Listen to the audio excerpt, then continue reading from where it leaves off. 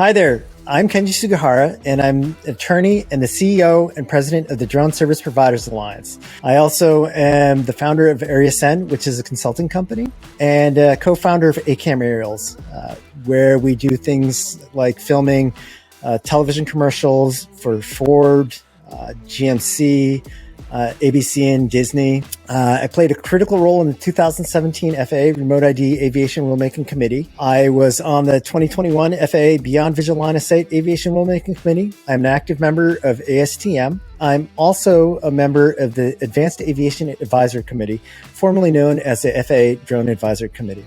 I've worked very closely with state and local agencies on UAS policies, and I also help advise the Oregon State Parks on drone issues as well. I was appointed to the Advanced Aviation Advisory Committee in January of 2021 as a representative of the Drone Service Providers Alliance.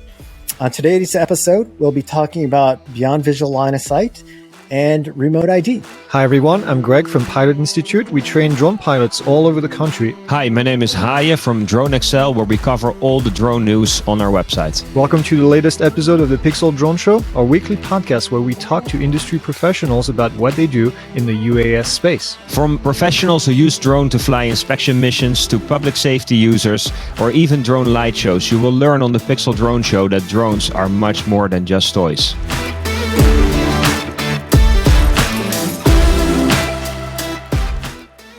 Hey, what's going on, Haye? Hey, how are you, man? How have you been? Well, it feels like I haven't talked to you in forever. I think we did a couple recordings all together, and then all of a sudden, it's like we've been, I've been actually, it's been a while because I talked to you after I just came back from France, Flight Fest, right? Yeah. Well, at Flight Fest, and I got sick in Flight Fest, realized later that it was actually COVID, and then my whole family got COVID, and that was a lot of fun. So we've been on COVID recovery for a while, the kids and my wife and everything. So that's. And is everybody doing okay, or? They're good now. My wife took about 2 weeks to not get a cough anymore, and took me like a week and a half to recover fully. I was so tired and just completely out of it. That was probably the most sick I've been in ever. In a while. Wow. Yep. Yeah, we had it over the Christmas period. One after the other in our family basically got COVID, and some of us, including me, were pretty much asymptomatic, but we also had people that had a headache for pretty much 2 weeks straight. So it seems like it differs from person to person, but good to hear that everybody's on the way back to recovery, I guess. Started with a throat scratch and then went to a terrible headache and then just no energy and a temperature and all the symptoms. Pretty much everybody went through all that. So, but back to normal now. And then we, what have we done since? We've just been so busy. We have courses that are coming around the corner, and then we had a guest for a special course for the airplane side of things 2 weeks ago, and so it's been pretty crazy. So. I saw that you launched a nice video showing your studio setup. That was pretty cool. Yeah, that was awesome. It took us a while to record it correctly. Don, our FPV pilot, and he flew through the office several times trying to get the right shot, trying to get everything done in one shot. It's pretty difficult. We actually ended up doing in 2 shots, but still, a lot of people don't realize that video is really only 2 shots from the drone and then 1 shot on the ground, and everything is continuous, which is really cool. It's pretty awesome. It gives you extra respect for that.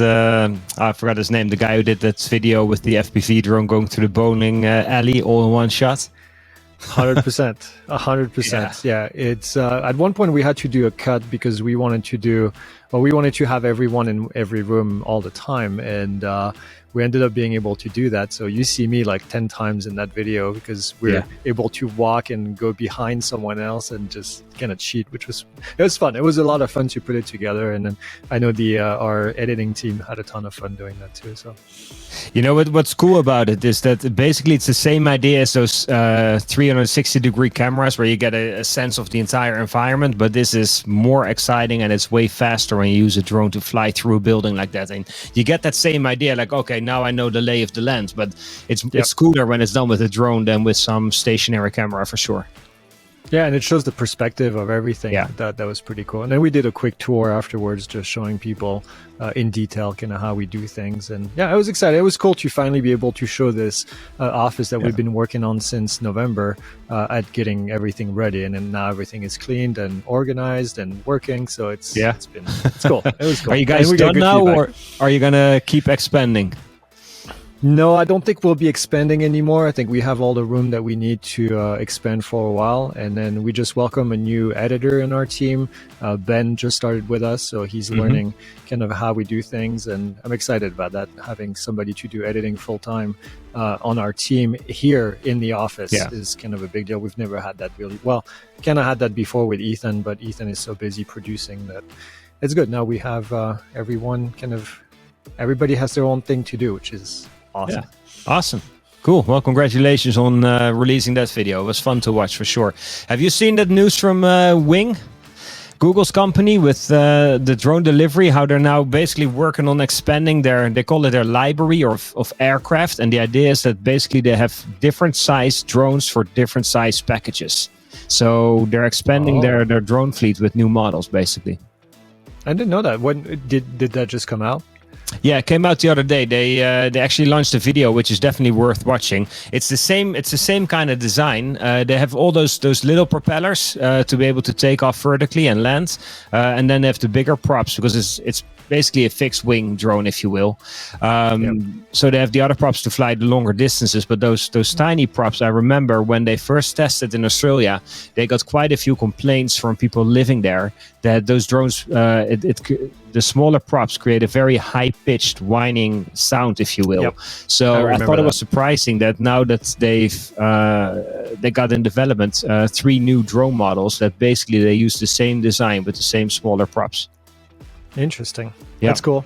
That's yeah. Well, we can talk to our guest about this. I was actually going back and I thought we had Kenji on the show before, but no, we talked to Vic, we talked to who else did we talk to? But yeah, no, I was looking and I was like, no, we haven't talked to Kenji yet on the show. So I'm excited that we have him today. Kenji Sugahara, for those of you that don't know him, he's involved quite a bit with a lot of different things, which we're going to talk about today. The AAAC, they had a meeting recently. We're going to talk about some remote ID stuff. I'm kind of pumped. Let's welcome him to the show. Well, welcome to the show, Kenji. How are you? Doing all right. It's nice and sunny outside. It's a good day to fly a drone. Awesome. Well, we're going to jump right into it. We have a whole bunch of things to talk about when it comes to drone regulations, the FAA, and kind of the latest developments. I feel that it's been somewhat quiet from the FAA towards the drone pilots. But before we go into all that stuff, I want to go a little back in time. When we had the DAC committee meetings not too long ago from the FAA, a lot of people were always commenting that there weren't really any drone pilots, commercial drone pilots on that committee. And that changed, I think, about a year ago. I remember Brendan Schulman left at that point, but then you and Vic Moss came on board. And in the past, we had mostly officials from airports and I think from some other big drone manufacturers and airplane manufacturers on that committee, but not the commercial drone pilots. So maybe that's a good place for us to start. If you can tell us a little bit what was involved in order to get on the DAC committee, and then we'll transition into basically the latest developments from the FAA with regards to the drone industry. So the Drone Advisory Committee is now the Advanced Aviation Advisory Committee for the FAA. And to get onto the AAC, now it's an application process. So you submit an application to the FAA, they review it, and then they pass it on to DOT for approval. So my experience is, having been on the Remote ID Aviation Rulemaking Committee, I was a known quantity, and I do a lot of policy and regulatory work as well. So I was a familiar name to them. They knew what I did, and they also understood that I provided a very different perspective because, as you noted, a lot of the organizations on the AAC are very big companies. You look at, you have Boeing, you have Amazon, and the perspective of the operator was missing, and that's the role that Vic, representing himself as a citizen UAS operator, and myself, representing the Drone Service Providers Alliance, representing a number of pilots. That's where we come into play, because we know what it's like to be on the ground, to actually sit there with the controller, flying, whether it's flying a mission for checking out crops or flying for the film and television industry. We know how potential rules or interpretations will impact us on the ground, and whether they're really feasible or not. I mean, there's some things that the FAA puts out, and you're like, how does that really work? One of the things that we're going to be working on, of course, is like the VO requirement for FPV. It's like, come on. So that's sort of how we got on to, well, I personally got onto the AAC, and it's providing that critical sort of perspective. So we went from the deck to now the AAC. How many commercial drone pilots such as yourself are now on that committee? It's just myself and Vic at this point. Just you and Vic. But then I guess the benefit is you guys represent the DSPA, so you represent a much larger number of drone pilots, correct? Correct. Although Vic is not representing the DSPA, he's on there as a citizen UAS operator. So he's slightly different. He's not representing the organization. Okay. Mm-hmm. That makes sense. Now, you did have a meeting recently in DC, and I know one of the topic that especially Vic and just in general, the DSPA, you guys have been working on for a while, which is pilots getting shot at, or aircraft, drones getting shot out of the sky. And Vic wanted to bring this to the attention of everyone. How did that go? Can you tell us a little bit more about how that came across in the meeting? That was brought up as new business, and we actually had messaged that earlier on because there's discussion about new business that we send over to leadership and say, hey, we're going to bring this up, so people aren't blindsided, and they tend to like that, having that heads up. So one of the big issues that we've been hearing a lot about is drones getting shot down, and we said, hey, it's not only affecting the commercial drone operators, small operators, or even recreational operators, but this will be impacting beyond visual line of sight operations as well. If you think about it, once drone deliveries become commonplace, they provide much more attractive targets because they actually have payload that could be valuable. So once we relayed that to some of the major stakeholders, their ears perked up because they have a significant financial interest in doing that and protecting their drones as well. So I think there has been some movement on that in terms of there's a lot more concern for major stakeholders in the industry. And I think we're getting a lot more alignment. So hopefully we'll see some more prosecutions or at least something done. Because currently the only process we've been helping out a lot of folks who have had their drone shot down in terms of the process and how to go about it, how to talk to police, what to do in terms of recording the incident, all that. But I think the reception at the AAC has the discussion really opened some eyes. So I do have a follow-up on that, because really from an FAA perspective, there is not really a lot that the FAA can do, because the regulation is not in the code of, it's not in the Federal Aviation Regulation, the FAR Title 14. It's actually in the U.S. Code, which is not something the FAA can enforce. So what is the FAA hoping to do?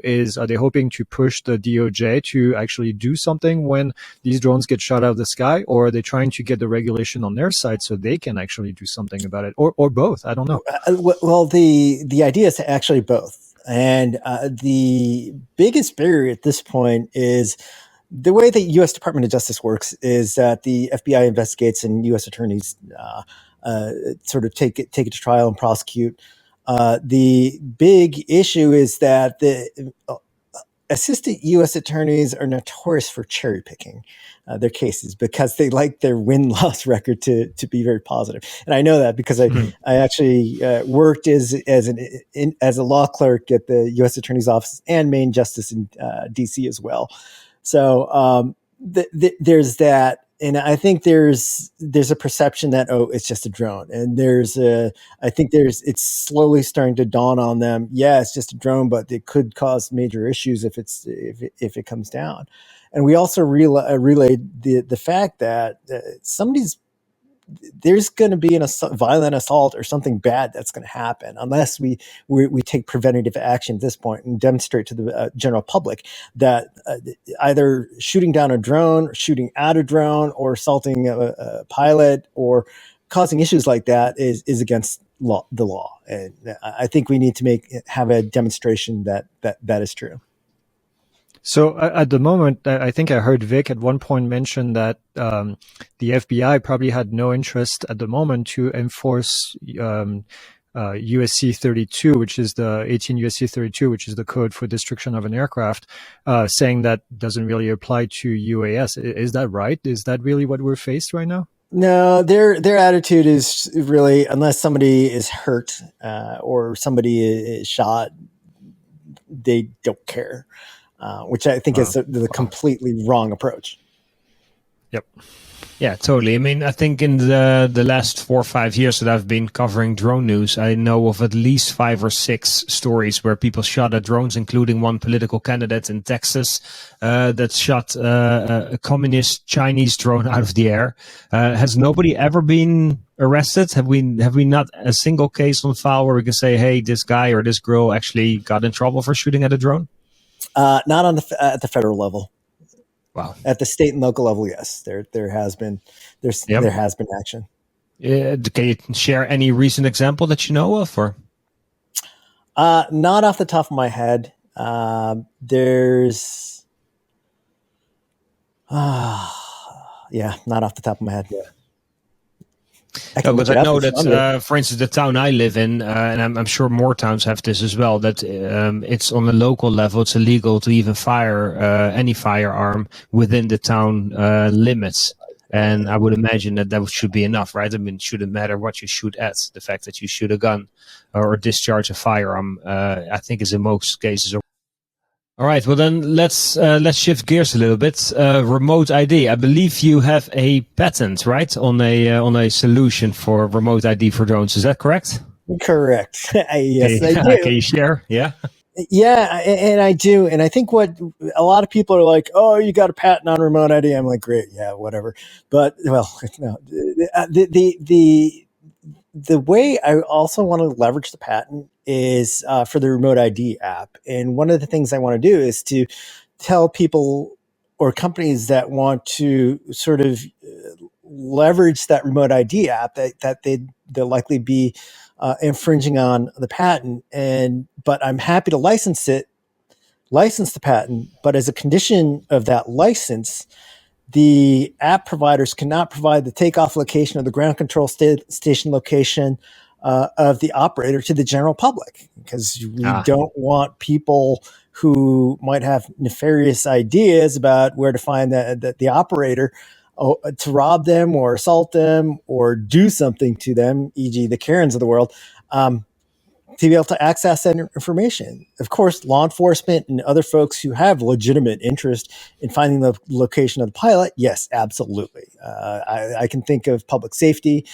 For example, fire folks, especially fighting those who are fighting wildfires, they'll need to know the pilot location, especially if they're in the midst of fighting wildfire.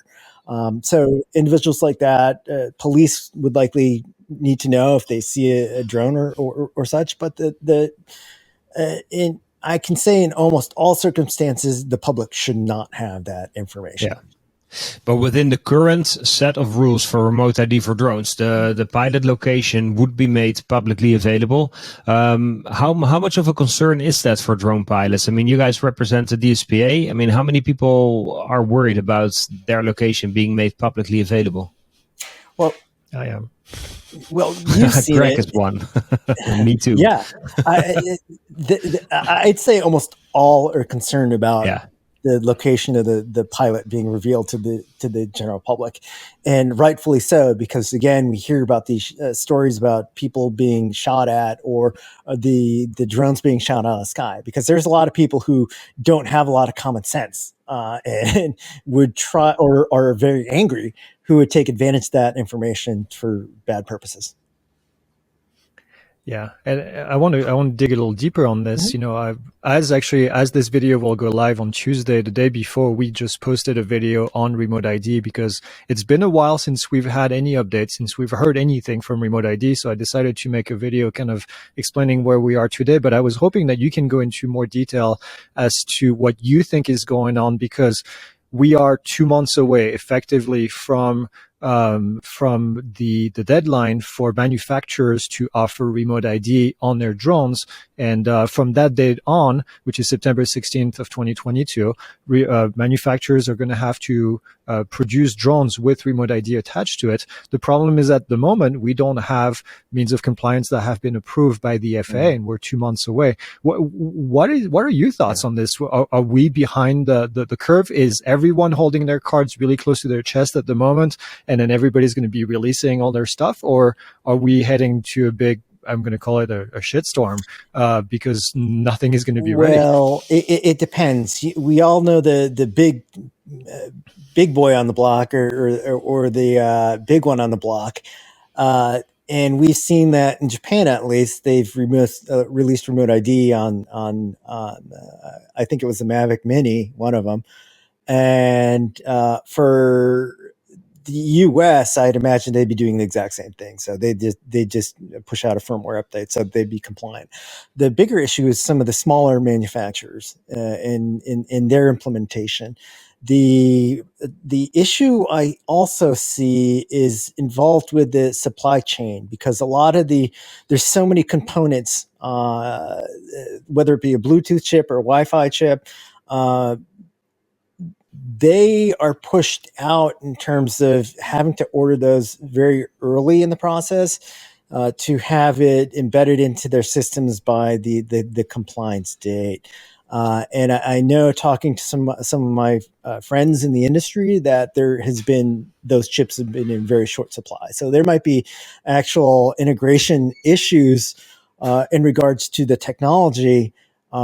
And that's a conversation that I plan on having with the FAA, and just saying, hey, this is an issue. Do we need to push this implementation date back? Yeah, but so I have a ton of questions, man. Sure.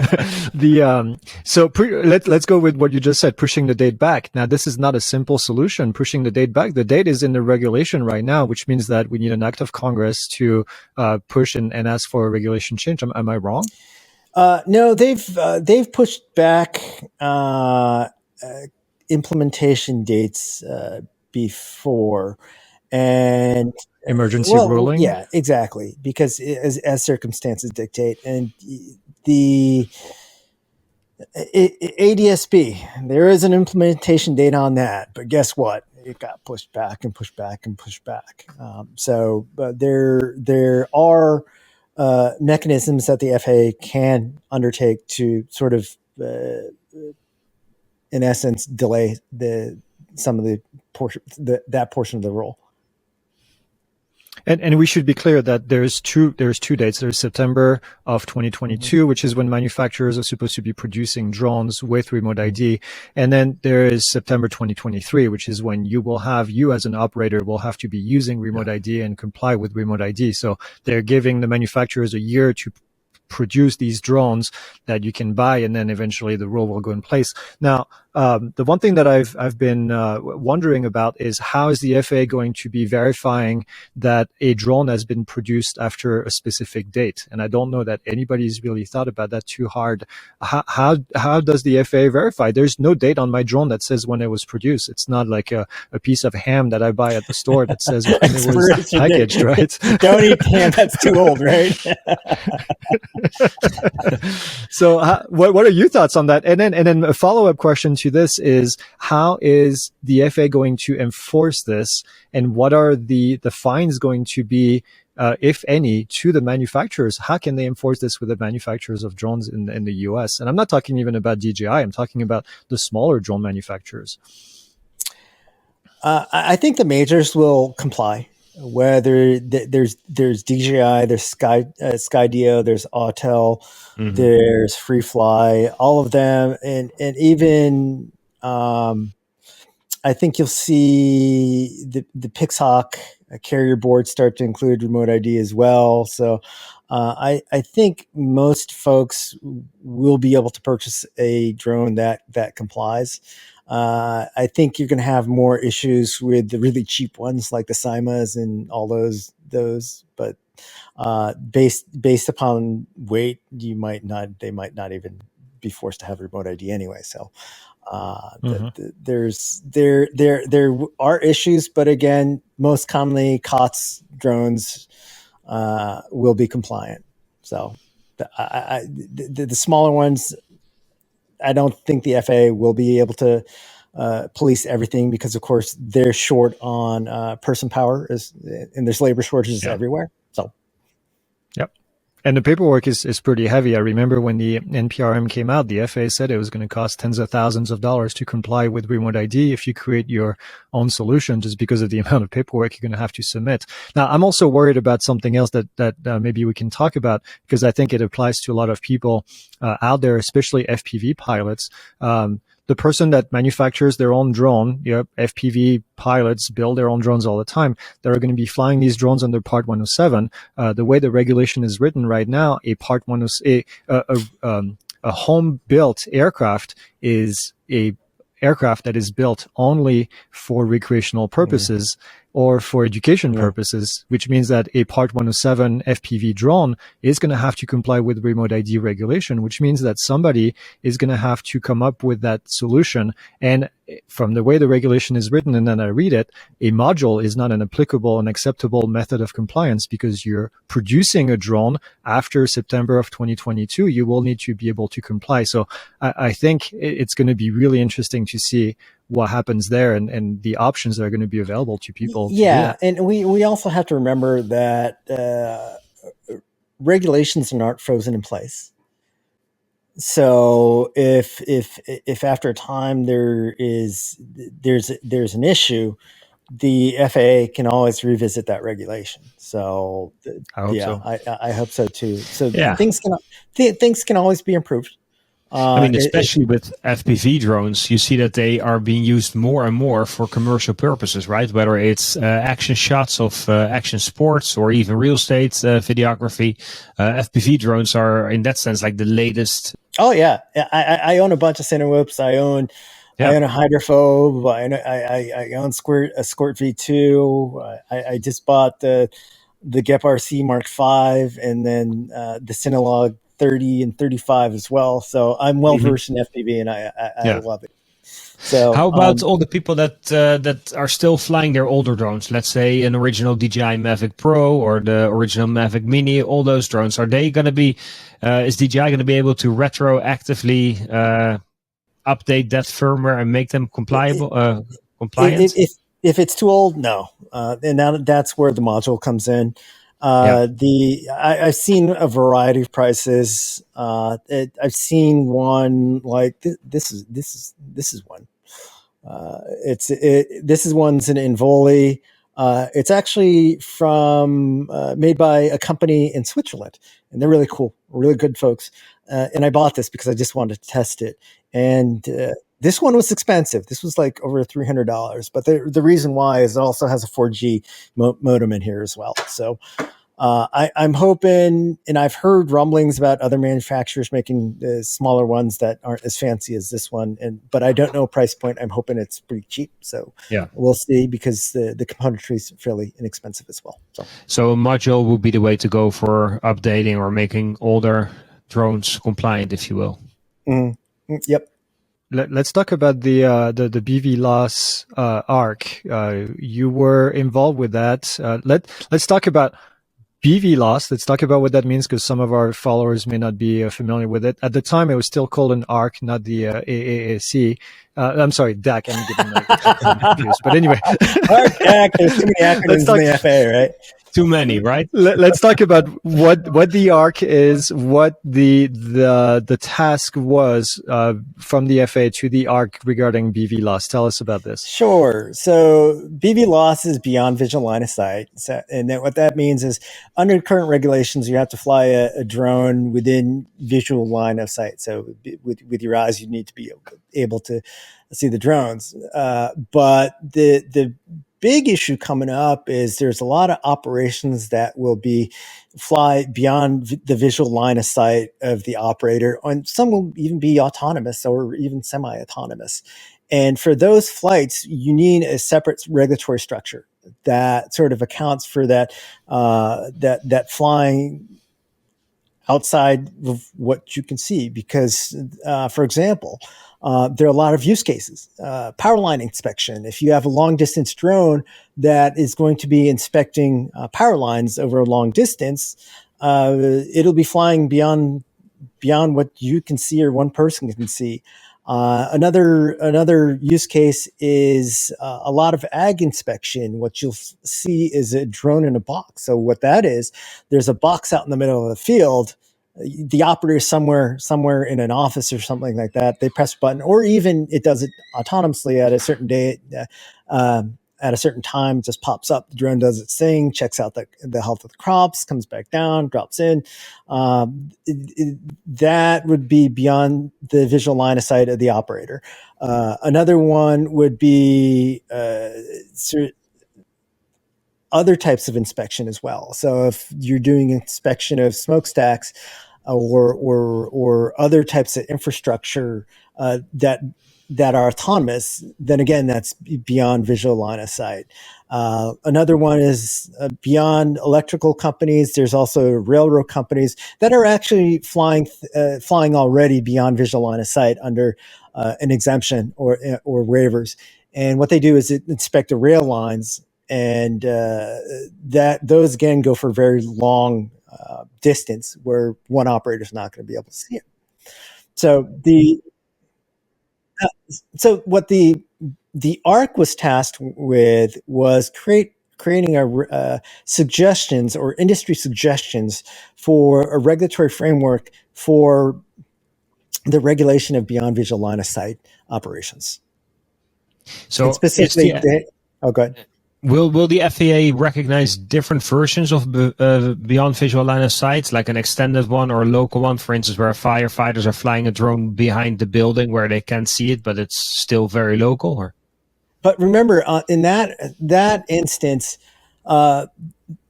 that's a brief break in visual line of sight, and that's allowed. So that's not a big deal. But so it's more extended periods of time where you don't see the drone, and that's actually physically seeing the drone. One of the provisions that I introduced in the ARC, which a lot of folks out there will hopefully appreciate and like, is I got in there a provision for extended visual line of sight. So what that means in the circumstances I'm talking about is the idea that you can fly beyond the distance where you lose sight of the drone as long as you have airspace awareness. So if you have a Mavic Mini 3, you lose sight of that quite soon. And I'd say like 700 feet, you can't see it, but literally you can fly it for a couple miles out. But under the suggested sort of paradigm, you can fly it out up to 3 miles as long as you have airspace awareness. So you have an idea of where it is visually, and you can also get an idea of attitude, direction, etc. from your ground control station location. So you can deconflict from aircraft that might be entering into the area. So that was the major idea. That's an important distinction, right? Because in the past, when we were talking about beyond visual line of sight, it was always like, okay, you have to be able to physically see your drone. Whereas now it's more, you're talking more about airspace awareness, where you know that there are no other aircraft in the vicinity. And even though you can't see your Mini 3, you're still good to fly your drone. Correct? Yeah. And that makes sense. Exactly. And the situation that I think of that is very appropriate for this is for crop inspection.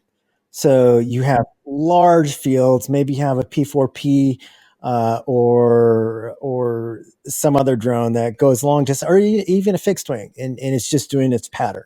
As long as you know where that drone is in the general airspace, even if you lose sight of it and you can deconflict from other aircraft in the area, it should be fine. And that's what sort of we were getting at this. How does this work for people that fly FPV drones and they put their goggles on, and as soon as they do, they don't have any airspace awareness anymore, basically, nor can they see their own drone? How does that work for them? That's a tough call. We tried to pull in FPV, but I think the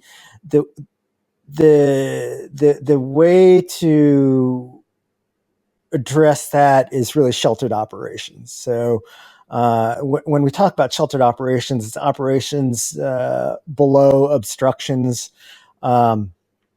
natural or man-made, and because we know if a traditional aircraft is flying below the level of the trees, we have much larger issues to be dealing with. So that I think that's the way that FPV will be addressed, is that sheltered operations, that low, really close to obstructions, which is what we enjoy anyways. FPV is not that exciting 300 feet in the air, right? We enjoy it because we're flying close to stuff. Mm-hmm. And there's a bit of a controversy, I would say, with this report from the crewed aircraft side of things, especially with low flying groups like Helicopter Pilot Association and all of that, where you guys had, and I say you guys as in the ARC recommendation, had recommended for push for ADS-B in all aircraft. And if the aircraft does not have ADS-B available, then they wouldn't have priority up in the air right of way.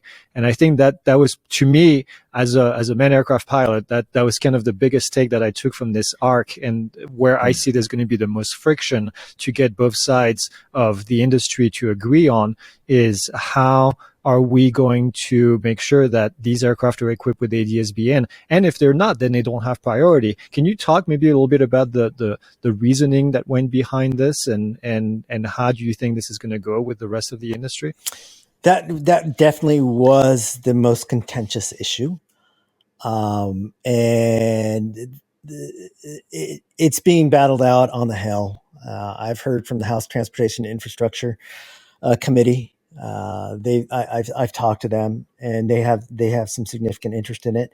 We got to realize that drones, we're going to have to equip, right? Remote ID, and traditional aircraft have had their way. In certain circumstances, they haven't had to equip. There's a large contingent of folks who, especially in Alaska, I talk to folks up in Alaska that don't want to have ADS-B because it'll quote unquote rat on them. But at the same time, we want to live in an area or an environment where everybody's cooperative, right? So we can avoid each other. If we have ADS-B in on our drones, and a lot of them are starting to have ADS-B in on drones, then that's another tool for us to avoid traditional aircraft, because no drone operator wants to have a collision with somebody who's flying an airplane. That's not cool. We don't want that to happen, because somebody could die, but there's a certain point where everybody's going to have to equip, and I think that was that realization that to be cooperative, everybody has to equip, and that's sort of. Otherwise, you're looking at very expensive equipage on the drones, with no burden on the traditional aircraft at those levels. It's fair. This is something that, Yeah, it is. It's something that it's always been in the back of my mind since I've read the UAM concept of operation, where the FAA kind of talks about, how they're going to implement drones at large scale into the airspace, especially in controlled airspace, in busy airspace. And I always scratched my head and said, how are we going to do this with aircraft that don't have ADS-B out, which is unfortunately a lot of aircraft. It's a lot more than people think that are not equipped with that technology. So I think there's a big headache here that we need to solve, that the industry needs to solve before we can move forward with saying all these aircraft, these unmanned aircraft, are going to be flying beyond visual line of sight and sharing the airspace with manned aircraft that are flying at low altitude. And there's going to have to be cooperations one way or another. And I don't think we have the answer right now. Yeah. And I also want to add one thing. There's also the idea of risk, right? So if you remember, there's talk about the acceptable level of risk. And there's been some work done by some major drone companies that show that the actual risk of collision is like 10 to the negative 11. You look at traditional aircraft, you're talking about 10 to the negative 5, right? In terms of the collision. And while the severity might be, the severity is arguable at this point. If you look at all the collisions that have happened, none of the aircraft have gone down. Sure, there's been damage, but there's been no catastrophic damage. You look at helicopters; they've hit the blades; they haven't come down. You take a look at other planes. There was one up by Aurora, Oregon, where traditional aircraft pilot reported a collision with a drone, yet they were able to land safely. There have been no deaths due to UAS hitting a traditional aircraft. So even if there is a very low risk, even if it does happen, the severity is arguably fairly low. Yeah. So my fear, here's my fear. I don't know if it's a counter argument or just a fear that I have, that the day that we have a death that's related to a UAS that collided, and it's not going to be a mini, it's going to be an Amazon drone that hits something that's flying up in the air at low altitude, whether it's a crop duster or a helicopter doing inspections that doesn't have ADS-B out.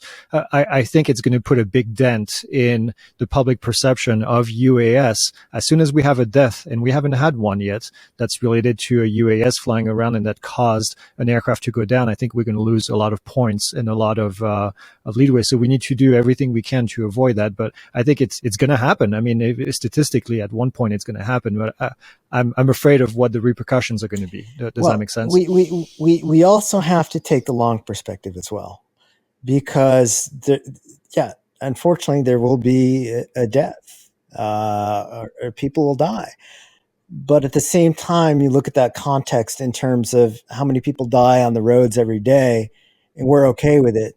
How many people die in planes in GA?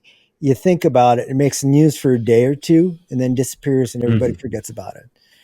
But that's what happens with the same. We have the same issue with cars that drive themselves, right? As soon as there's a death related to a car that drives itself, then it's all over the news, and it's going to slow that down pretty quickly. When we know that car probably saved dozens of lives on the back end that you'll never hear about. So it's going to be an uphill battle for the industry. I'm fully aware of what we're saving on one side, but I think it's going to be something we need to brace for. And that's where the program like Drones for Good are really show off the positive benefits of drones. And I think as we move forward, remote ID is going to help out tremendously in terms of, as soon as it's implemented, it's going to help out. Like I heard one of the guys from NYFD told me there's this guy in Manhattan that seems like to fly his drone at 4,000 feet all the time, but they still can't catch him. So hopefully it'll help sort of crack down on those sort of clueless or careless or complete idiots. So. I'm glad you bring that up, clueless. A couple of years ago, I was in front of a DJI store, and we just randomly asked people this was at the beginning of remote ID for drones, and we just asked random people walking into the store who were interested in drones if they knew about remote ID for drones, and basically nobody had any idea what it meant. And at the same time, there's also an article about the drone industry in Germany and how additional education and awareness among drone pilots had caused the number of drone incidents to drastically drop. Now, recently we've seen that the FAA, they used to have the Drone Safety Awareness Week. They now reduced that to only one day. Do you know if there's any special initiatives or special programs that the FAA is going to launch to help educate the average drone buyer who might shop at Amazon or Best Buy and buy their Mini 3 there, to help those people make aware of the drone? Well, there's requirements in terms of trust. I mean, they're supposed to first register and then take the trust exam for that exam, the review. Is it an exam or is it a review there? So it's training. I call it training. The last T stands for test, but it should be called training. Yeah. Do we know how many people have actually taken that among all the drone pilots out there? Like, is it a high number or is it scary low still? It's less than 300,000 at the moment. I can tell you we've out of 800,000 plus drones that are registered out there now. Yeah.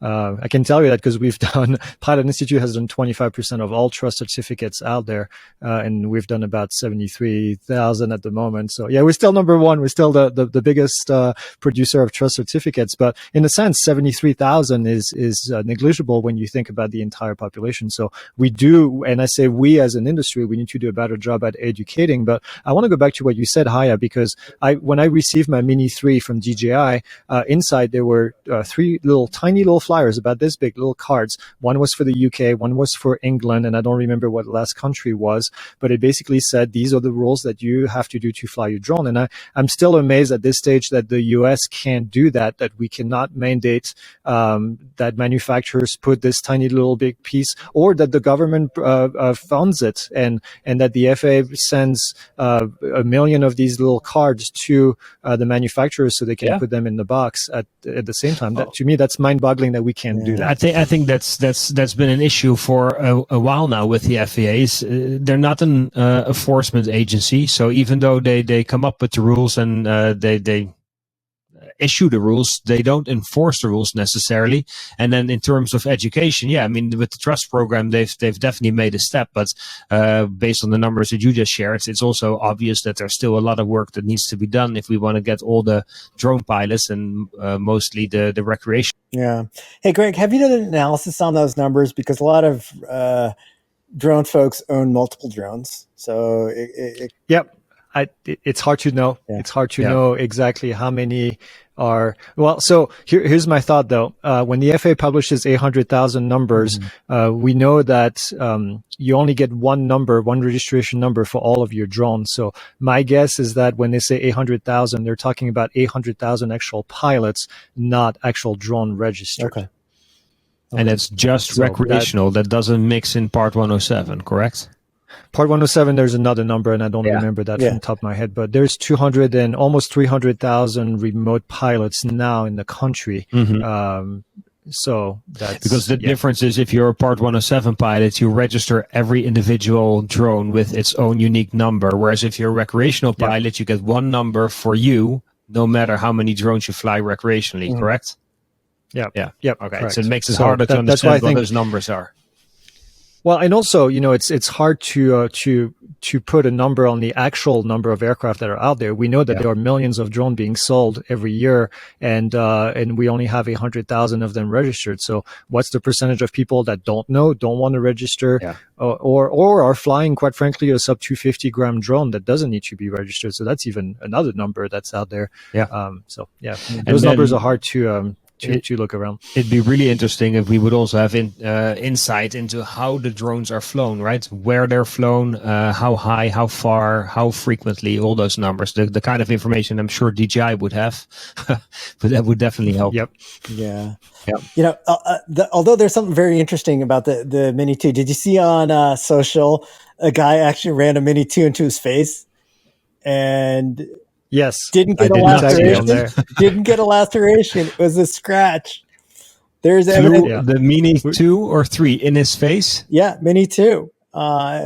And that's more evidence that it's Category 1 compliant.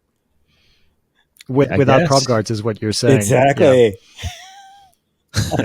Yeah, it's going to be a debate until the end of times, whether or not until some repetitive testing is being done by someone in the same exact setting with actual people or with cadavers or whatever it is to see if it actually causes laceration. Vic offered to have a drone run into him after a couple beers.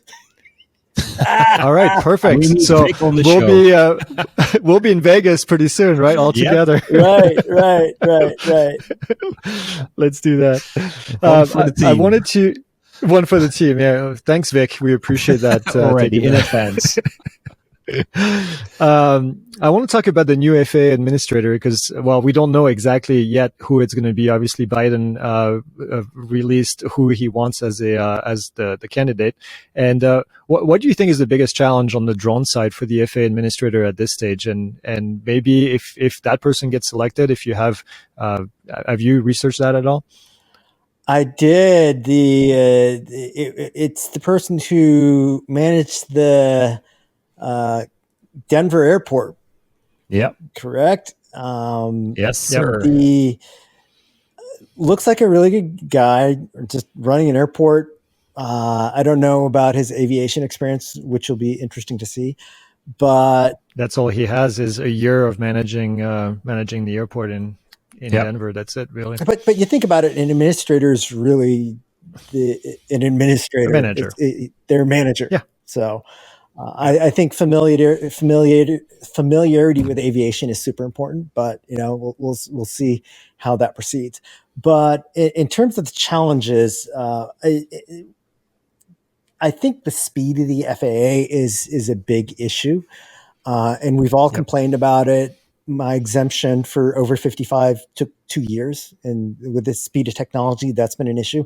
I think the FAA has been consistently underfunded, like many agencies, and there are labor issues, especially with people retiring in large numbers, and trying to fill those positions that have opened up is going to be a challenge. And I think that's the biggest thing but at the same time, it creates opportunity as these people retire, because there's been sort of an entrenched mindset in terms of a lot of it's traditional aviation. But as you bring in new people who have experience with technology, who have experience with drones and such, they offer a different perspective, and they see much more efficiencies and see a lot of the positive benefits. So you might see a shift. It's going to take time, but you might see a shift toward the acceleration of this new technology. So I think because in the past, the FAA has been what I consider overly conservative, but I think there's a balance between safety and innovation. And I think it's been biased way too much toward the safety side, to the point where we're talking about they want the risk so remote that there's an issue. But I think with the acceptable level of risk paper and a lot of the new data that has been coming out, you'll see a shift toward more acceptance of risk, and you'll see that accelerate. But again, I think the labor is the big issue, especially on the aviation side. On the traditional aviation side, you're seeing that issue with traditional pilots as well. So airline pilots, there's a huge shortage. And I think throughout the aviation industry, that's going to be mantra. And I think it's not only the aviation industry, but industries across the U.S. are facing issues with workforce and making sure there's enough people to fill those jobs.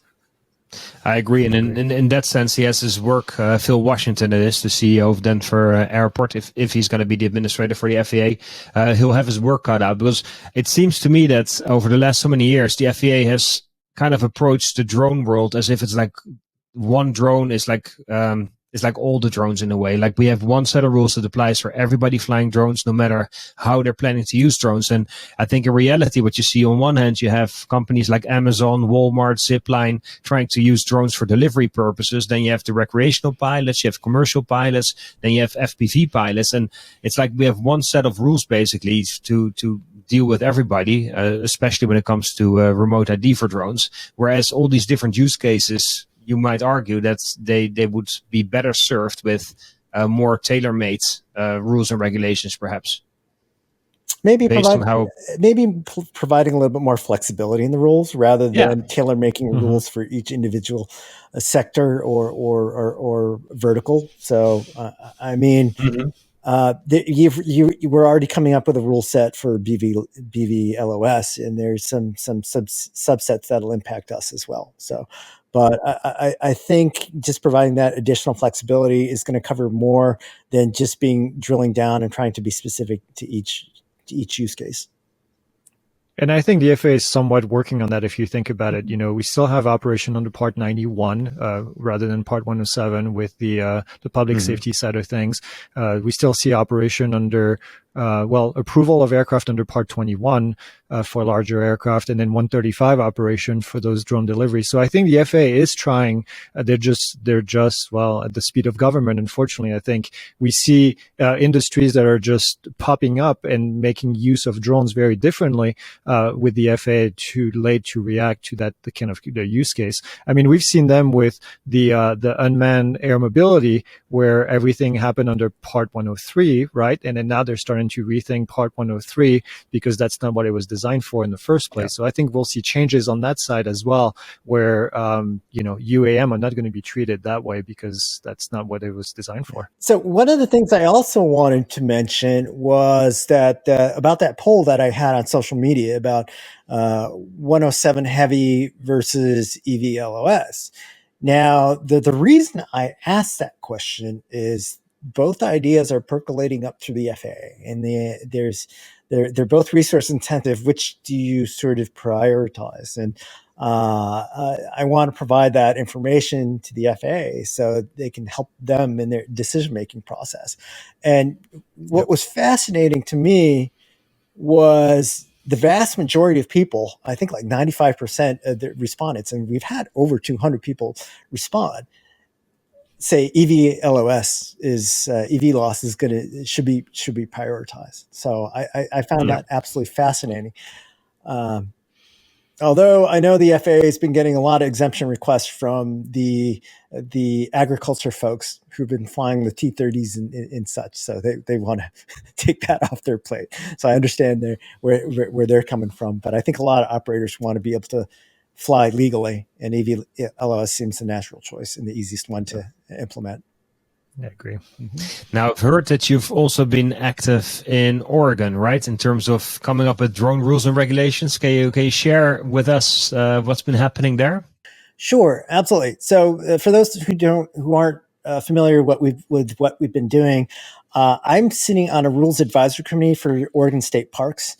It was put together because there has been a need for some rules regarding drones in state parks. There's been complaints, there's been user conflicts and such. So the way we suggested the approach is really a balanced approach where drones, there is this big conflict between the conservation folks and drone users, where the drone users were saying, hey, it should be open except where there's conflicts, where there's little birds nesting, snowy plovers, etc., or there's tons of people where it's just downright stupid to be flying, right, over crowds and near really crowded parking lots. And the opposite, which was to ban them everywhere, except for where the park folks and the conservation folks say it's okay. And if that were to happen, you're talking about a little tiny spot in the corner where it's boring and nobody's is going to want to fly. but the process so far has been great in terms of we've been creating parameters around or sort of characteristics by which state parks will analyze a 3-tier system. And the 3-tier system is, well, first off, anyone who flies in an Oregon State Park will need a permit. And that's totally cool with me, because in state parks, there's a lot of uses where you have to pay for permit fees anyways, right? So it's not a big deal. The first area is a green zone where you can just get that permit, fly, whatever, who cares. The second area would be like an orange zone where it could be a seasonal closure. For example, during part of the year, there's nesting and the rest of the year it's not. So that's an orange zone. And then there's a third zone, which is red, which you can't fly at all unless you get a special use permit. And that's an involved process. So there's a fee involved, et cetera.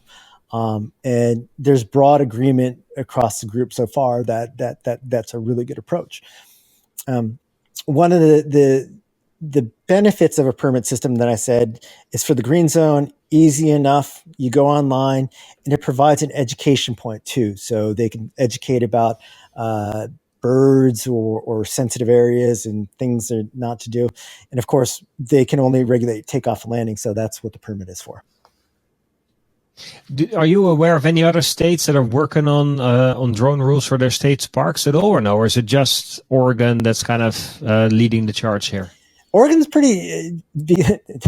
I hate to say it, but because I'm on there, it's pretty advanced in terms of their analysis and their approach. And there's going to be, I think, a state park managers meeting in September or October this fall sometime. And we're hoping to advance this so it can be presented to them as just an idea, and perhaps maybe even take it up to the national parks too. Well, I was gonna. That's exactly where I was gonna go. National parks, they have the opposite approach. You can't fly, and that's basically then the story, right? And I was wondering if in Oregon they're able to come up with a decent, reasonable, workable formula, would that perhaps translate into other state parks in other states, or maybe even the national parks? Is there any chance of that happening, you think? It's possible if we can show it works and it's good balance. And of course, it doesn't hurt that the new head of national parks is from Oregon. So we'll see if we can leverage that connection. Yeah. Well, and then it's actually at the park level, because each park superintendent has the ability to approve those flights if they wanted to. So it could actually be localized to a specific state as a test bed. And then, so approaching the superintendent of a specific park in Oregon next might be a good option to show other people, hey, this works, this can be done reasonably. I think that would be cool. On the national park side, it's very interesting because the way that they approach it is up to each superintendent, but it's considered a quote unquote new use. So I think there has to be an EIS, an environmental impact study of some sort then, or some sort of environmental analysis, which is that's why you're not getting a lot. Although Vic did fly at Mesa Verde, which was really cool. And Colorado, actually, I was going to mention Vic. In Colorado, they are also trying to, in one of the park, I can't remember for some reason, it's a state park, they're trying to apply specific rules right now to drones. And we had kind of the same battle with Vic and I. We were on meetings talking to them about not specifically prohibiting drones everywhere in the park except a specific area, but to do it the other way around, like you were mentioning. So I think this is we're going to see more parks trying to do this as drones become more popular around. And the other piece too is those orange zones. It could be used to limit the number of permits in those orange zones as well. So if you limit the number of drones, so it doesn't get out of control, it makes sense. For example, there might be an area that 1 or 2 drones, who cares?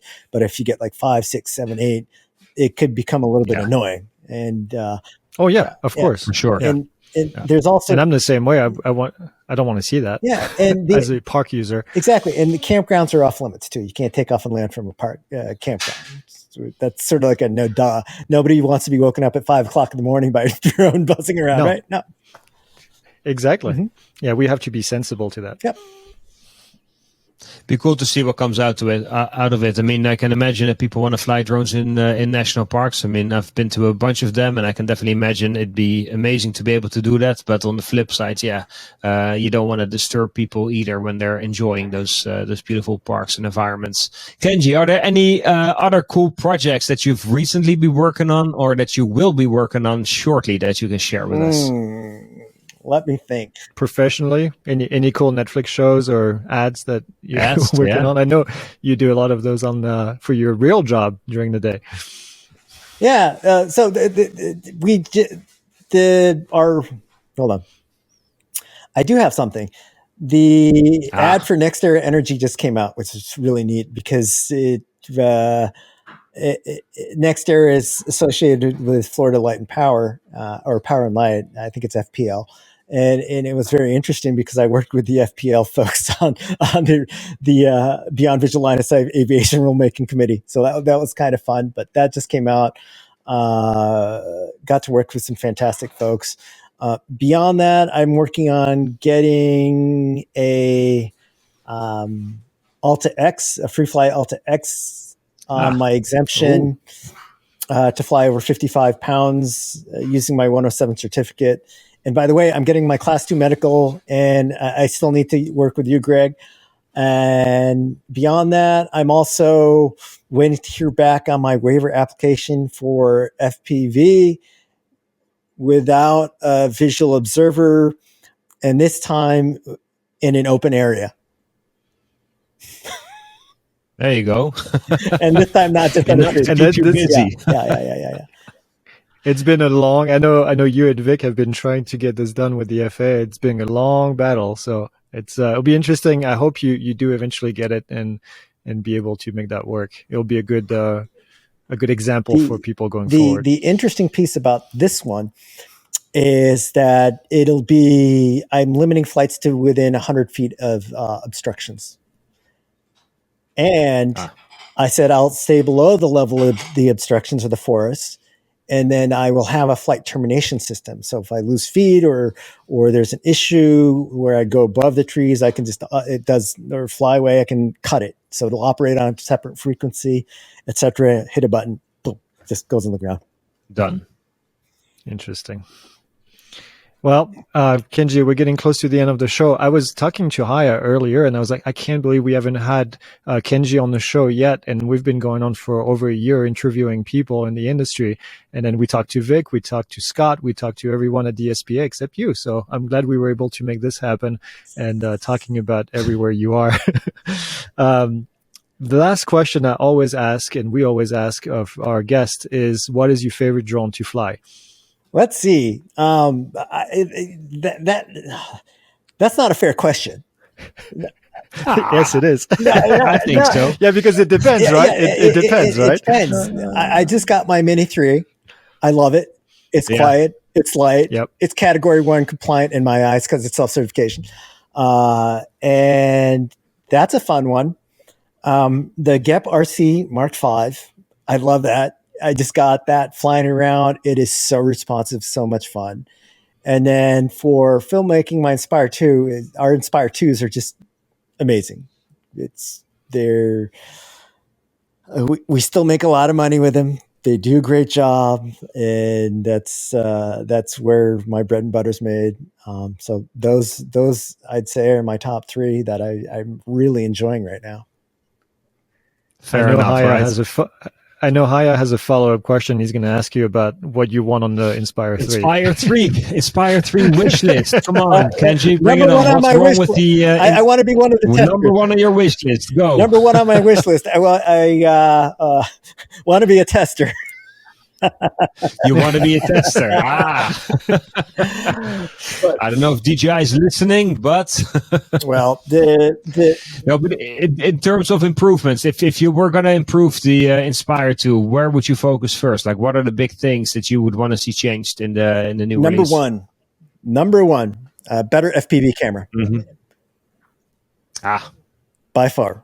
I mean, that's interesting. The X7 does a fantastic job, but I'd love to see the X9 put on there for the reason that the low light capability that we've seen on the X9 is absolutely phenomenal. And the other thing too is to be able to rack the aperture, so it's smooth rather than that stutter step, which would make shots going from inside to outside or outside to inside so much easier. Yeah. So I'd say that's funny. You're the first person that I hear saying that, and it's so true. Like a smooth aperture change would be amazing on a drone. Mm-hmm. I think those are the top 3 wants for the Inspire 3. Would you want to see the overall design change of the Inspire drone? Like, do you think that's perfect the way it is, or do you want to see that change as well? I think it's fine as is.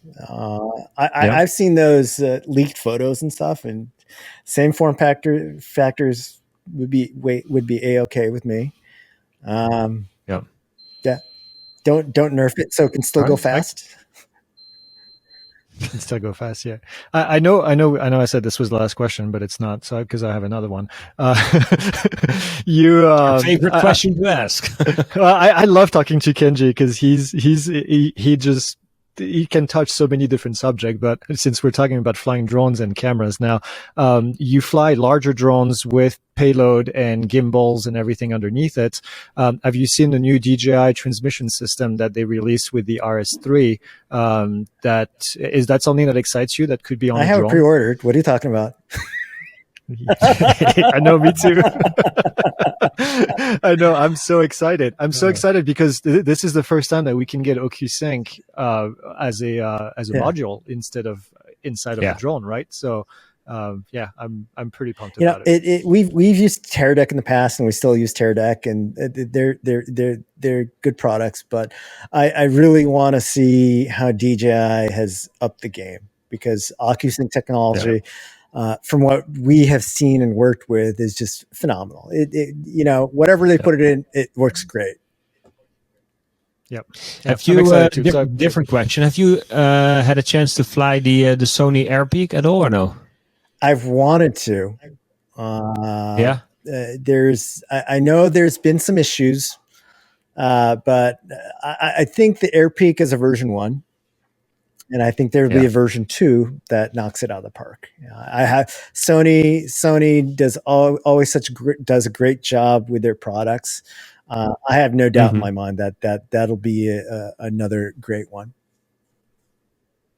It'd be awesome if they do. I mean, they have the camera stuff sorted out, the lenses as well. If they can somehow get that technology built into their drones, it'd be amazing. And I think Sony would be one of the companies that might actually be able to compete with DJI when it comes to stuff like this. There's some issues with the optical stabilization and the gimbal and the Gremsy and the whatever. But if they can come out with an integrated camera gimbal, that'll be the killer, because I think that's where you're going to end up with weight savings and you're going to end up with overall just a better product. Yeah, agreed. Awesome.